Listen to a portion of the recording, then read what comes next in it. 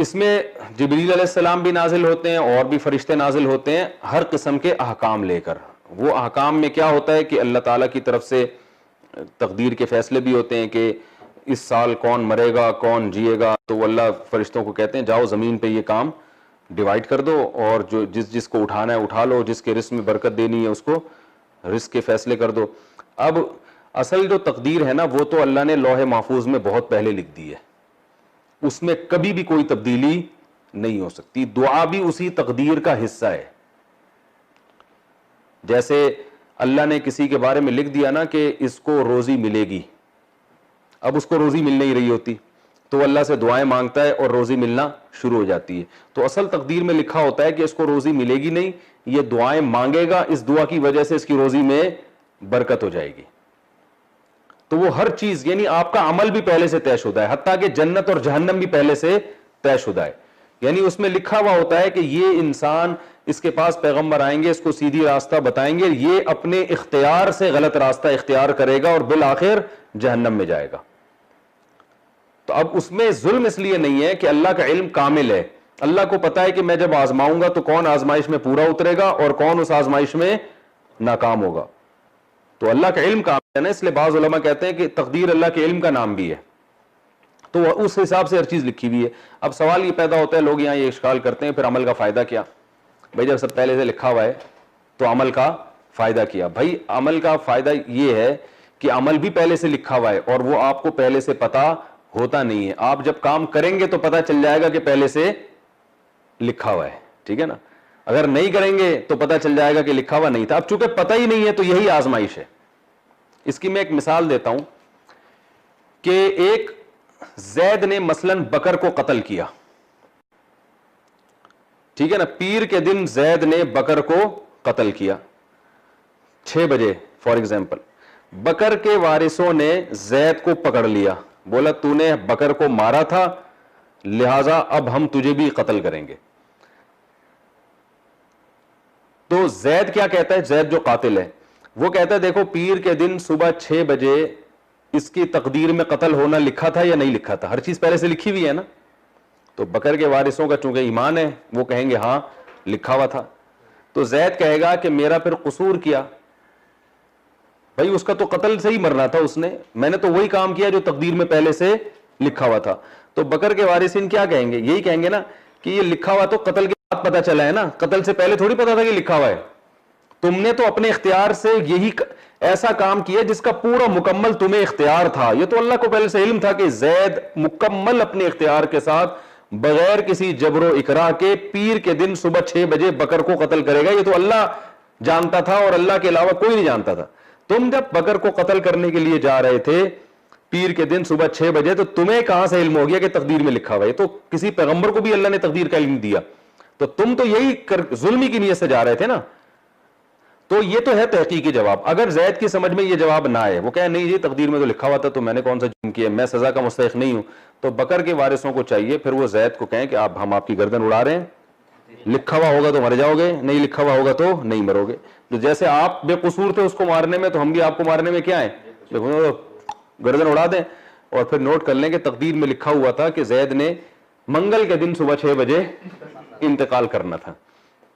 لہذا اب زید کے وارثین اگر آئیں تو جو دلیل زید نے بکر کے قتل پہ پیش کی تھی وہی دلیل آپ زید کے قتل پہ پیش کر سکتے ہیں. تو تقدیر ایک حقیقت ہے, یاد رکھیں.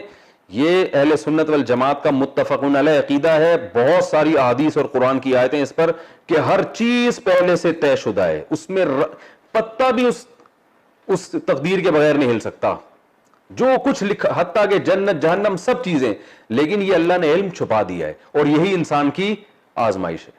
اب اگر کوئی شخص بدعمالیاں کر کے جہنم میں جائے گا, وہ یہ نہیں کہہ سکتا کہ اللہ میری مقدر میں چونکہ جہنم تھی اس لیے میں جا رہا ہوں. اللہ کہے گا تجھے پہلے کس نے بتا دیا تھا تیرے مقدر میں ہے؟ تو وہ جواب میں, اور تو نے تو زنا کیا, شراب پی, یہ کیا, اس لیے جہنم میں جا رہا ہے. تو وہ کہہ سکتا ہے اللہ زنا شراب بھی تو تقدیر میں تھے نا. تو اللہ یہی کہے گا جب تک زنا کیا نہیں تھا تو تجھے کس نے بتایا تھا؟ تو بچ جاتا تو اس سے یہ ثابت ہو جاتا ہے کہ تیری تقدیر میں بچنا لکھا ہوا ہے. سمجھ میں آ رہی ہے بات؟ تو یہی انسان کی کیا ہے, آزمائش ہے. تو اللہ ہم سب کو جنت میں لے جائے اور ہماری مقدر میں جنت ہی لکھی ہوئی ہو, اللہ کرے. تو حدیث میں آتا ہے اعملوا فَكُلٌّ مُيَسَّرٌ لِمَا خُلِقَ لَهُ, عمل کرو جو جس نے جہاں جانا ہے نا ویسے اعمال کرے گا وہ. تو اس لیے اب اور کیسے اعمال ہم کریں گے ہمیں پتہ نہیں ہے, تو اچھے کر کے دیکھ لو پتہ چل جائے گا, اچھے ہونا شروع ہو جائیں گے, ٹھیک ہے نا. برے کر کے دیکھو تو پتہ چل جائے گا کون سے اعمال ہو رہے ہیں برے. اب جیسے صبح سحری کی ہوگی آپ لوگوں نے, تقدیر میں لکھی بھی تھی نا, لیکن یہ سحری کرنے کے بعد پتہ چلا کہ لکھی ہوئی تھی. اگر آپ صبح بیٹھے رہتے, گھر والے پراٹھا لا کے رکھتے, کھا لو سحری کر لو, آپ کہتے تقدیر میں لکھا ہوا ہوگا تو کھاؤں گا, نہیں لکھا ہوا ہوگا تو نہیں کھاؤں گا, تو نہیں کھاتے. جب ٹائم گزر جاتا تو پتہ چل جاتا تقدیر میں لکھا ہوا تھا کہ نہیں.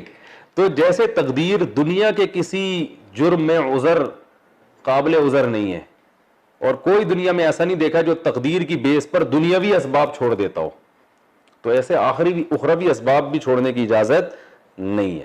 جبکہ دنیاوی اسباب میں تو بعض دفعہ نتیجہ سبب اختیار کیے بغیر بھی نکل جاتا ہے, آخرت میں نہیں نکلے گا. عمل ہی پہ جنت ملے گی اور عمل ہی پہ جہنم ملے گی.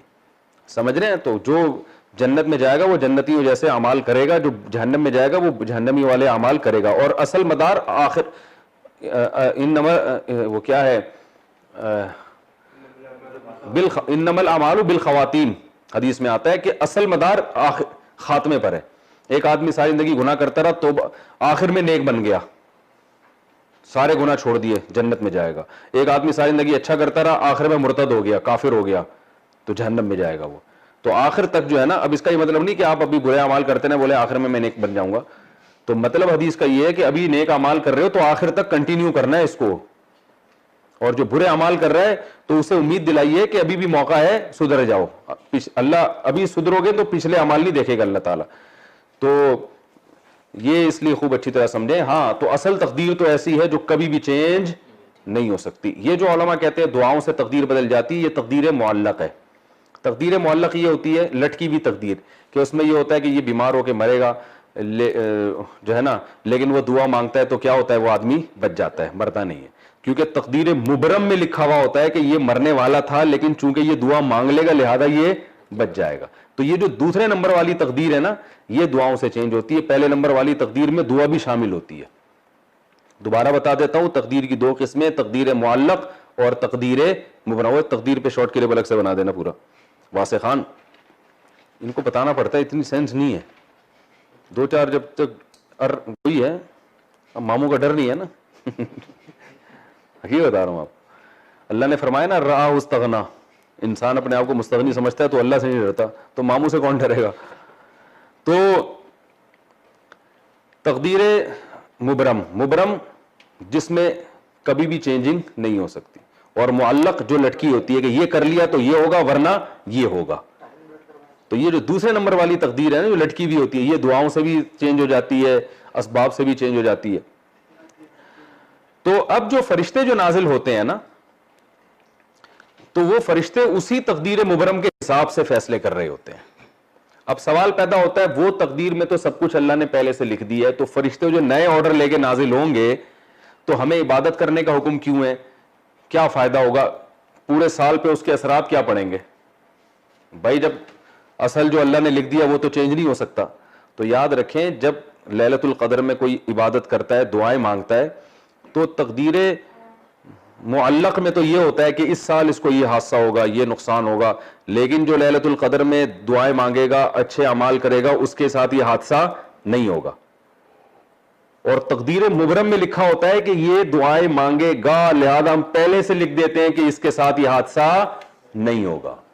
تو لیلۃ القدر میں کس نے عبادت کرنی ہے, کس نے نہیں کرنی, اور اس عبادت کے نتیجے میں پورے سال کے فیصلوں میں کیا اثر پڑے گا اور کیا نہیں پڑے گا, یہ بھی پہلے سے اللہ نے اپنے علم کے مطابق لکھا ہوا ہوتا ہے. تو اس لیے ہمیں چاہیے لیلۃ القدر میں ہم عبادت کریں, دعائیں مانگیں, تاکہ اس کا اثر پورے سال اچھا پڑے.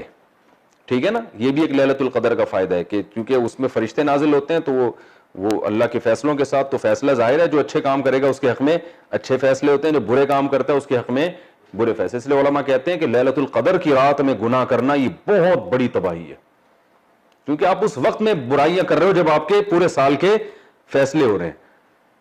جج جب فیصلہ لکھ رہا ہو نا, اور اس وقت آپ جج کو گالیاں دینا شروع کر دو, تو اچھا فیصلہ بھی وہ کیا کر دے گا, چینج کر دے گا. تو اس لیے لیلۃ القدر کی اس لحاظ سے بھی بڑی اہمیت ہے کہ پورے سال کے فیصلے ہو رہے ہیں. تو وہ فیصلے معلق والے فیصلے کہ جو یہ کرے تو یوں کر دینا، یہ کرے تو یوں کر دینا، وہ والے فیصلے، لیکن جو اصل ہے وہ پہلے سے طے شدہ ہے. تو